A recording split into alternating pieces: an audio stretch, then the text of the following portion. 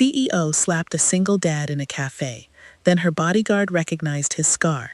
The slap echoed through the Café Maron like a thunderclap. Every conversation stopped. Espresso cups paused halfway to every mouth as everyone turned. Ava Williams, the woman Forbes called the most ruthless CEO under 40, stood over a crying 6-year-old girl with brown liquid dripping down her $8,000 Valentino coat.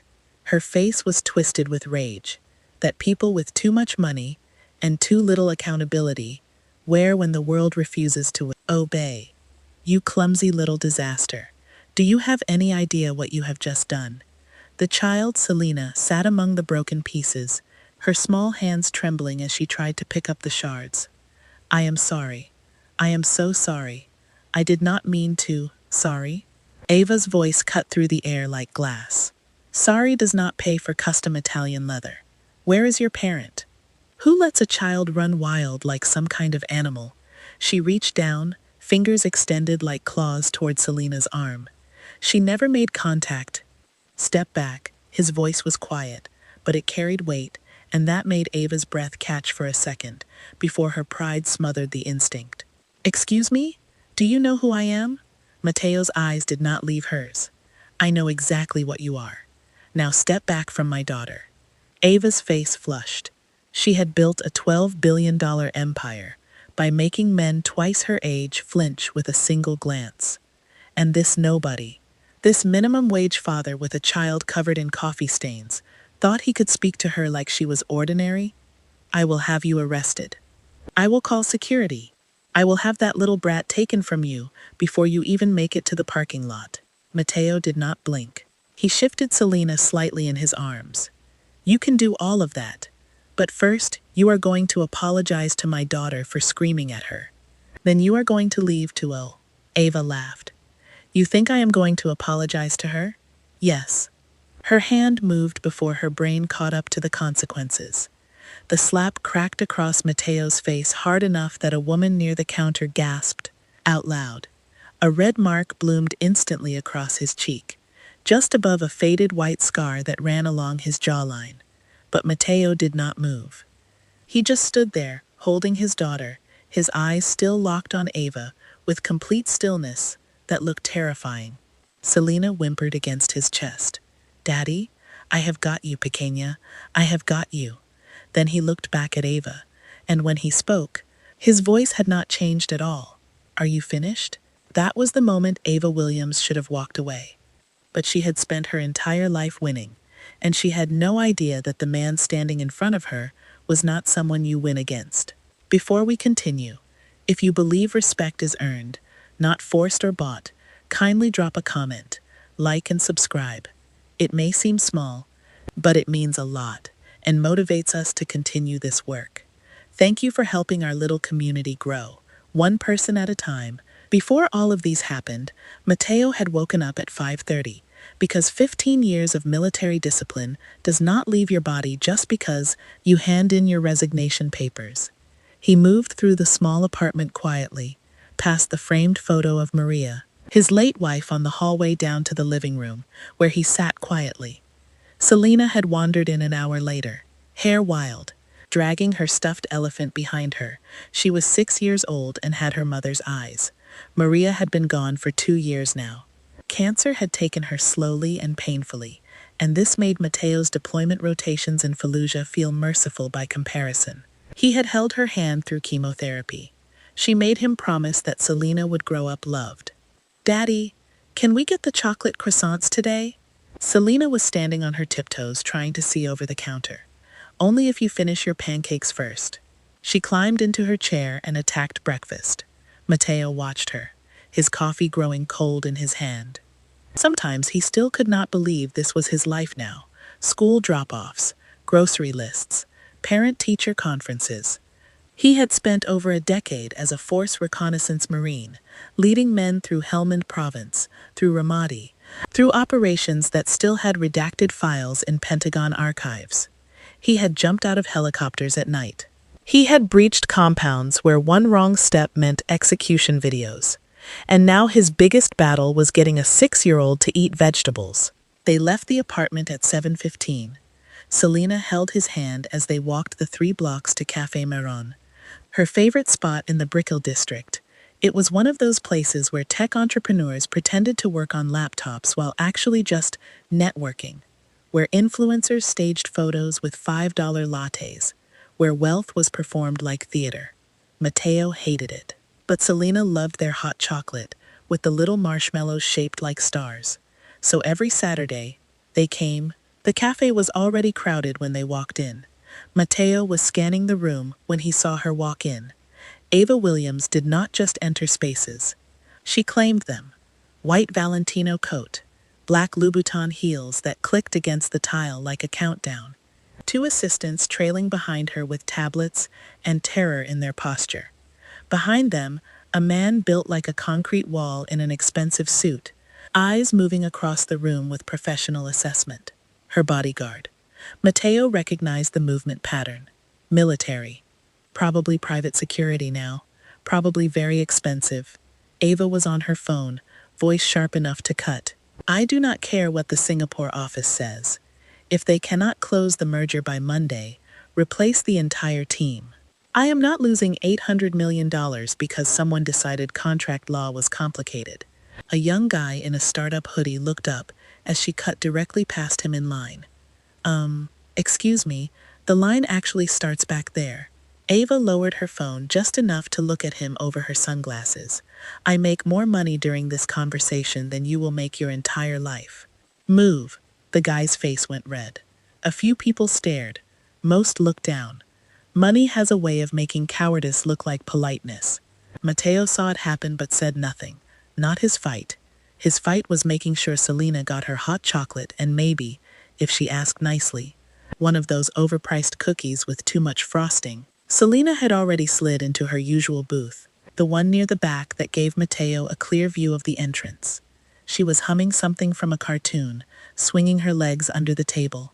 Mateo ordered at the counter. Hot chocolate for Selena, black coffee for himself.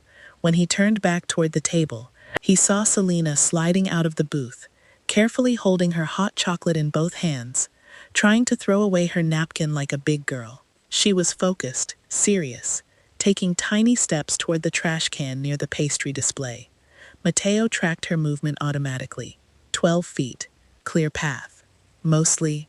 Then Ava turned the corner from the register, still on her phone, eyes down, moving fast. Selena, stop. His voice cut through the noise, low and commanding. Selena froze mid-step, but Ava did not.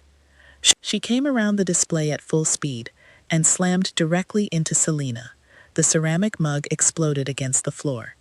Hot chocolate sprayed across marble tile and splashed up onto Ava's white coat. Selena fell backward, landing hard on her tailbone with a small cry that turned every protective instinct in Mateo's body into white noise. The cafe went silent. Selena sat in a puddle of brown liquid and broken ceramic, eyes wide, lip trembling. Ava looked down, not at the child, at her coat. You clumsy little disaster. Do you have any idea what you have just done? Selena's eyes filled with tears. I am sorry. I am so sorry. I did not mean to. Sorry? Ava's voice climbed higher. Sorry does not pay for custom Italian leather. Where is your parent? Who lets a child run wild, like some kind of animal? Mateo was already moving. He did not run, he did not shout. He simply crossed the distance in 4 strides and placed himself between Ava and his daughter. He crouched without taking his eyes off her and scooped Selena into his arms. She buried her face in his shoulder, crying quietly, embarrassed and scared. His hand cupped the back of her head. You are okay, pequeña. I have got you. Then he stood and looked at Ava. He saw the entitlement, saw a woman who had spent so long being obeyed that she had forgotten what boundaries were. You walked into her. You were not watching where you were going. You are going to lower your voice. You are going to apologize to my daughter. Then you are going to walk away. Ava's eyes traveled up from that hand, past the faded denim jacket, past the simple black shirt, until she met the eyes of Mateo Diego. He was not tall in an intimidating way. He was not built like a bodybuilder. But something about the way he stood there, calm and still, with his daughter now pressed safely against his chest, made the entire room feel like pressure. Apologize to her? Your feral little creature just ruined an $8,000 coat. Mateo's expression did not change. Coats can be cleaned. Children remember. That line landed harder than he intended. A woman near the espresso bar looked away. A barista stopped wiping the counter. The startup guy from earlier raised his phone slightly, recording now. Ava saw the room shifting and hated it. Listen to me very carefully. I am Ava Williams. I own Williams Global Industries. I have contracts with 14 governments. I buy and sell companies before most people finish breakfast. If you think I am going to stand here and be lectured by some nobody with a badly dressed child, you are insane. Do not talk about my daughter again. Ava stepped closer. Or what? You will what? Threaten me? I will call the police. I will tell them you assaulted me. I will have her taken from you before lunch. People like you always have something to hide. You are done talking. Leave creative audio journey together. But wealth had made Ava live her entire life without real consequences. So when rage made her reckless, when humiliation made her desperate to reassert control, she drew back her hand and slapped Mateo across the face with everything she had. The sound cracked through the cafe like a gunshot. Someone gasped. Someone whispered, "Oh my God." Ava's palms stung. Mateo's cheek bloomed red. Selena whimpered, and Mateo did absolutely nothing. He just stood there, absorbing it. Everyone had expected retaliation, but Mateo simply adjusted Selena in his arms and looked at Ava. Are you finished? Before Ava could answer, the bodyguard exploded through the crowd, one hand already reaching inside his jacket. Ma'am, step back. You. Put the child down and back away before I put you on the ground. Mateo did not move. The bodyguard took 2 heavy steps forward. Then he saw it. The scar. The faint outline of a tattoo on Mateo's forearm where his sleeve had shifted. His hand dropped from his jacket like it had been burned. The bodyguard stared at Mateo. Then he slowly raised both hands, palms out. Gunnery Sergeant. His voice cracked. I did not know. I am sorry. I did not know it was you. The cafe had gone so quiet, you could hear someone's phone vibrating 3 tables away. Ava stared at her bodyguard like he had just spoken in a foreign language.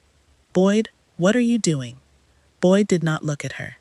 His eyes stayed locked on Mateo, and in them was something Ava had never seen before. Respect. Fear. Maybe both. Ma'am, you need to apologize. Right now. Then we need to leave. Ava's mouth fell open. Apologize? Have you lost your mind? He threatened me. Boyd finally turned to face her, and what she saw in his expression made her take a step back. No, ma'am. You threatened his child. Then you struck him. In public. You need to apologize before this gets worse. Worse? I pay you $20,000 a month to protect me, not lecture me. The bodyguard reached up and pulled the earpiece from his ear. He dropped it on the floor. Not anymore. The earpiece bounced once on the tile and came to rest near a piece of broken mug. Ava's face went pale. You are quitting? Right now? Boyd looked back at Mateo. Gunnery Sergeant, I apologize. I did not recognize you. I would never have... Mateo shifted Selena slightly in his arms. His voice came out steady. You were doing your job. No, sir. I was doing hers. That sentence cut through the room like a blade. Phones were up now, recording, capturing every second. The young guy in the hoodie had moved closer. A woman near the window had her camera aimed directly at Ava. This was not just a confrontation anymore. This was evidence. Ava looked around and realized the room was not afraid of her. They were watching her, judging her, waiting. This is insane. I do not care what military fantasy you two are playing. I am Ava Williams. I am in Miami to finalize an acquisition worth $900 million. I have senators on speed dial. I have lawyers who make partners at white shoe firms look like public defenders. I am not going to stand here and be humiliated by a washed-up soldier and a coward I was stupid enough to hire. Ava pulled out her phone. You want to see power? I will show you power. I will call General Ashford. He will have local police here in 5 minutes.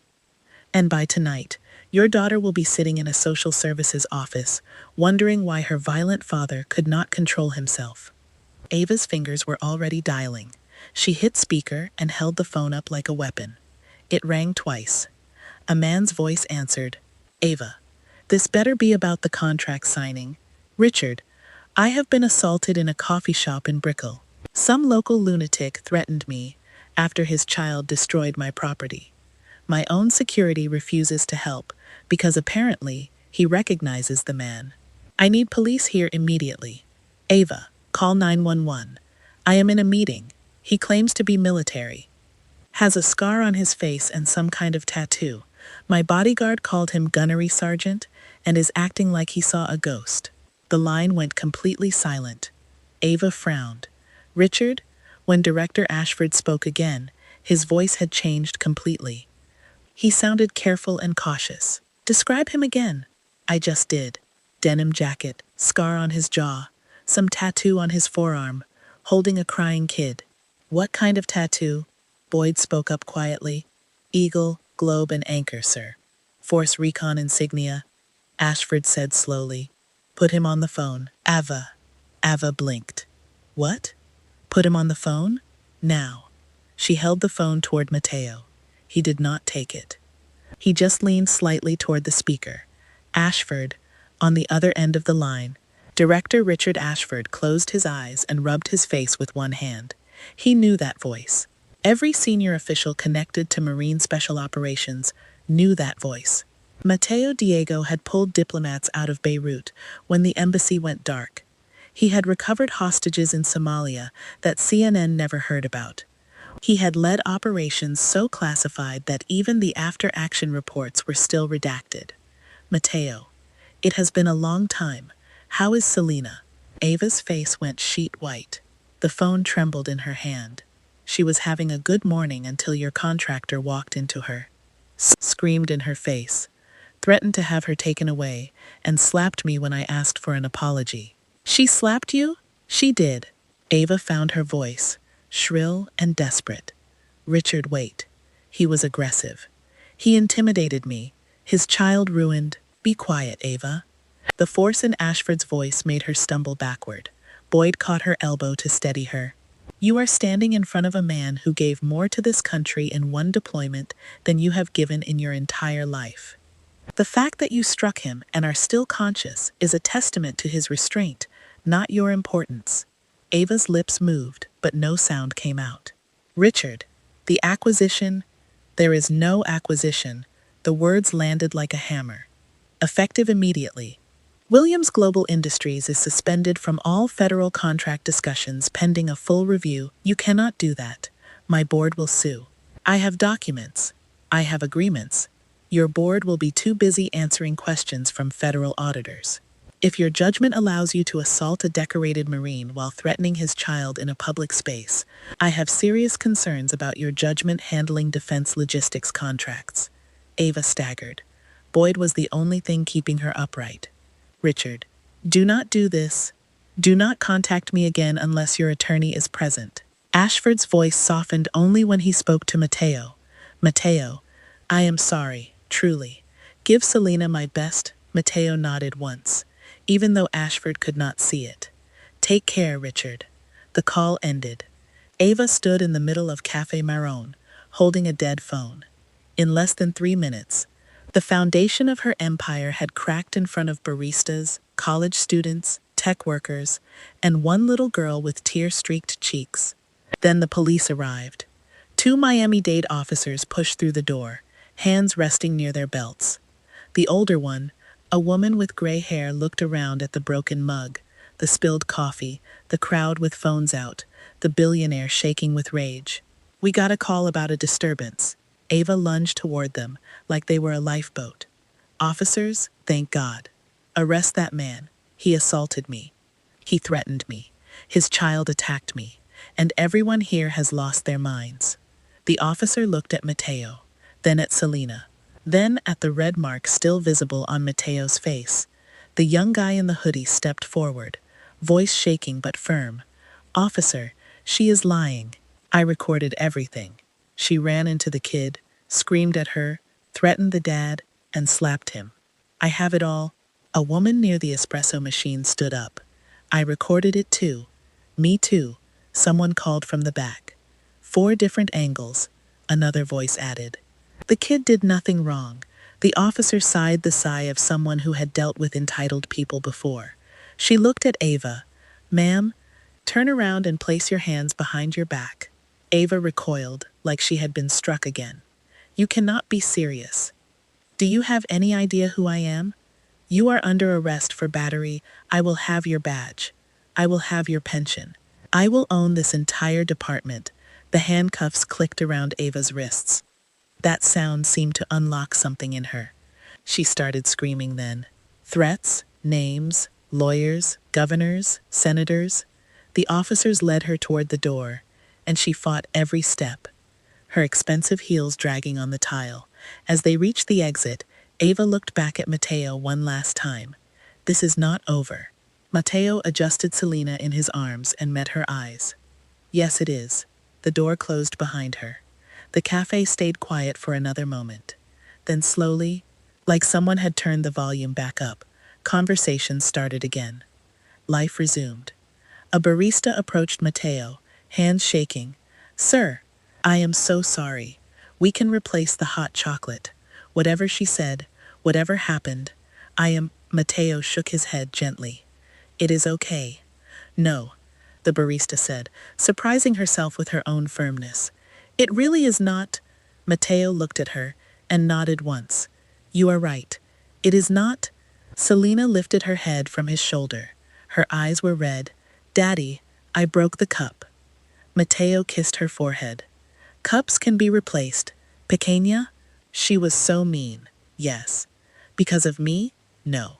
Because some people carry anger everywhere they go and look for someone to blame. Selena thought about that. Do we still get to go to the park? A small laugh rippled through the people close enough to hear. Matteo smiled. And when he smiled, the hard lines of his face softened into something the room had not seen yet. Warmth. We still get the park. And ice cream. With sprinkles? All the sprinkles. Boyd stepped forward slowly, respectfully. Gunnery Sergeant. Matteo looked at him. Fallujah. 2nd Battalion. You pulled our convoy out when we hit that IED on Route Michigan. Our lieutenant, Davidson. He talks about you every year on the anniversary. Says you ran through gunfire like it was rain. Matteo looked away. The past was not a place he visited with strangers. Take care of yourself. Boyd nodded, understanding the dismissal. Then he looked at Selena. Your dad is a good man, Selena, still sniffling, looked up at Boyd. I know. Matteo carried Selena toward the door. As they reached it, the young guy in the hoodie stood up awkwardly. Sir, I am sorry I did not say something sooner when she cut the line. Matteo paused. You spoke up when it mattered. The guy nodded, something like relief crossing his face. Outside, Miami sunlight spilled warm and bright across the sidewalk. Matteo stepped into it with Selena in his arms. Behind them, the cafe was already returning to normal. Phones, laptops, conversations. But for the people who had watched, something had shifted. They had seen power meet its match. Scratch that. It met something it could not buy or intimidate. They had seen consequence. Matteo walked the 3 blocks to the park while Selena rested her head on his shoulder. At the park later, she ate ice cream with too many sprinkles and asked if the mean lady would come back. Matteo told her no. He told her some people learn and some people do not. But either way, they were safe. And Selena believed him.